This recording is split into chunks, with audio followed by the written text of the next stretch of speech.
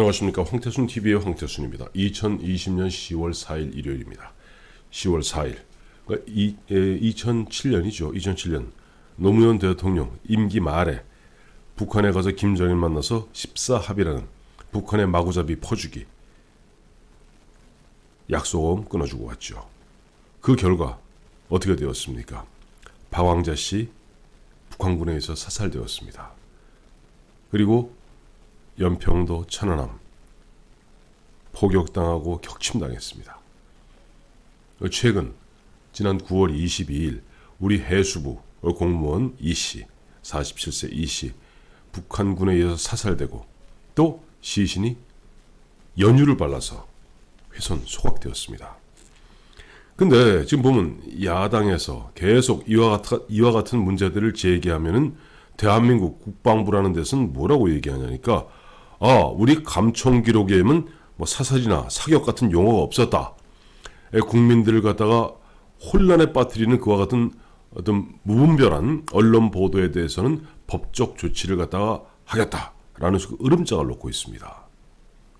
근데 오늘 마침 보니까 주호영 국민의힘 원내대표가 기자회견을 했습니다. 사진 한번 보시죠. 제가 저 사진을 보면서 많이 웃었습니다. 주호영 원내대표 뒤에 뭐라고 써 있습니까? 대한민국 헌법 1조 대한민국은 민주공화국이다. 모든 권력은 국민으로부터 나온다. 뭐 이런 이야기죠.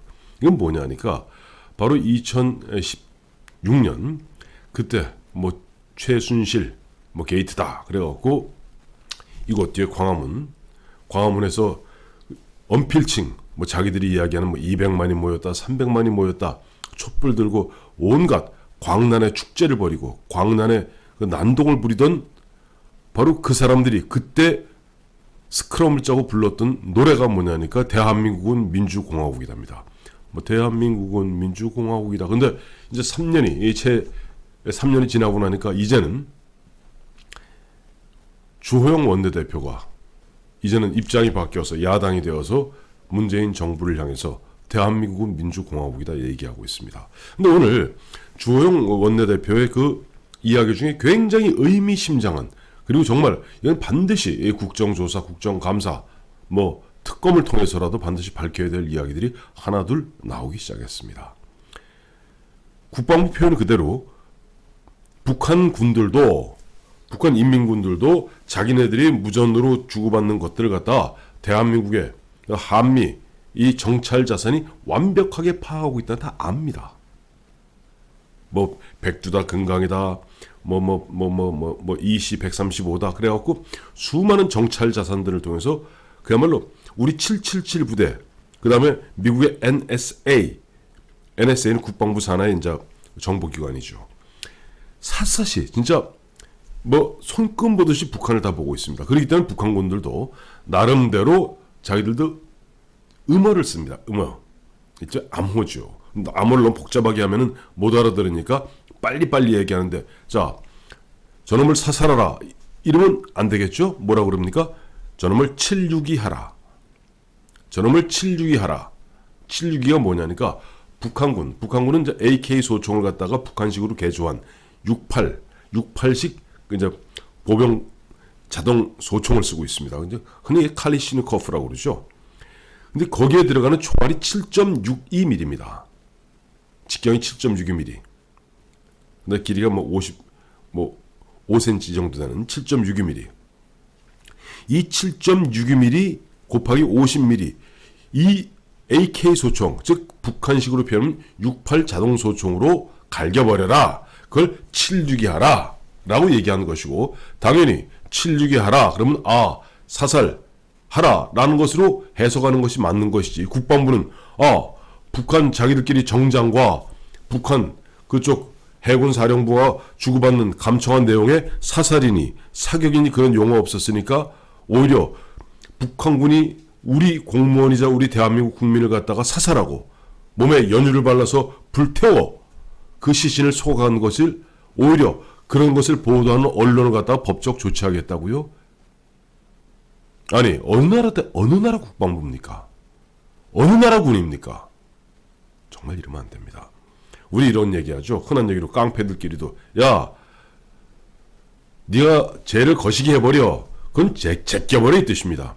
그러면 내가 쟤를 야 너 쟤 거시기 해버려. 제껴버려. 그래서 제끼고 거시기 했으니까 살해하지 않았다고 주장할 겁니까? 깡패 두목이 밑에 부하한테 어이 상대방 상대방 보스를 갖다가 제껴버려. 상대방 보스를 갖다가 거시기 해버려. 이렇다고 해서 나중에 법정 가서 예 저는 거시기 얘기했고 저는 제껴 얘기했기 때문에 살해를 지시한 적이 없습니다. 이렇게 얘기할 겁니까? 참 말 같지 않은 이야기들을 갖다 문재인 정부 또 서욱 국방부 장관 이야기하고 있는 겁니다. 그렇습니다. 참 보면 오늘 또 주호영 원내대표 그런 얘기하더군요.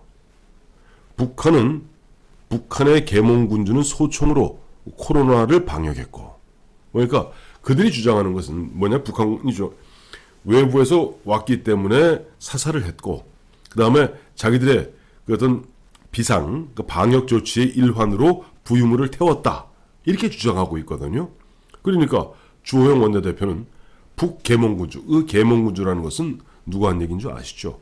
유시민이란 그 친구가 한 이야기입니다. 김정은이가 사과 전통문을 보낸 것으로 보아서는 그 사과 아닙니다. 참고로. 봐서 계몽군주 같다. 그래, 북한의 계몽군주는 소총으로 코로나를 방역하고 또 어제 여기 뒤에 배경화면 나왔습니다만 어제 저 대한민국 경찰은 무려 180개 중대 11,000명 거기다 서울 시내 곳곳에 90군데의 검문소를 설치하고 600m를 걷는데 7분이 걸렸답니다. 계속 검문하고 계속 불신 검문하고 드디어는 시민들이 폭발하기 시작했습니다. 그런데 정작 보면 서울대공원이다 무슨 놀이공원이다 사람들이 바글바글해요. 그런데 이 친구들 이야기는 뭐냐니까 자 이와 같이 재인산성을 쌓아서 사람들이 못 모이게 해서 코로나 방역에 성공했다라고 자화자찬하고 있다는 겁니다.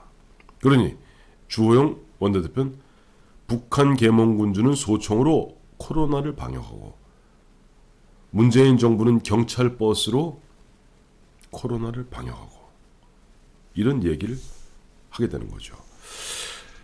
그래요. 그러면서 또 참 오늘 보니까 참 다 공감할 수 있는 얘기를 하더라고요. 주호영 원내대표가. 뻔히 그 시신이 지금 14일째 지금 경찰, 해경, 해군이 동원되어서 그나마도 북한 눈치 본다고 북한이 얘기한 서해 경비선 그건 넘어가지도 못해요. 그러니까 분명히 NLL 남쪽임에도 불구하고 북한이 으름장을 놓았기 때문에 서해 경비구역 그 위로는 넘어가지도 못하고 남쪽에서 그냥 찾는 신용만 하는 겁니다. 뭐냐 하니까 국민들이 문재인 대통령 과거 현역 의원 시절에 세월호 사건 터졌을 때 뭐라고 그랬습니까? 실종자를 갖다 미기환자라는 표현을 썼습니다. 그래서 미기환자가 다 복귀할 때까지 글쎄 본인이 내뱉어 놓은 말이 있어서 흔한 얘기로 뒷골이 땡겨서 그러는지 모르겠습니다만 지금 보름 가까이 보름째 서해에서 애꿎은 해경 애꿎은 해군들 갖다가 계속 돌려가면서 정찰하는 척 수색하는 척 하고 있습니다. 예, 그런 가운데 또 보니까 참 묘해요. 어제도 잠깐 제가 보도해드렸습니다만은 트럼프 미 대통령이 코로나19 확진 판정받고 지금 병원에 입원해 있지 않습니까? 그러다 보니까 이번에 10월 중에 옥토버 서프라이즈 10월에 깜짝 놀라는 깜짝 쇼를 염두에 두었던 김정은, 문재인 두 사람은 닥쳤던 개가 되었죠.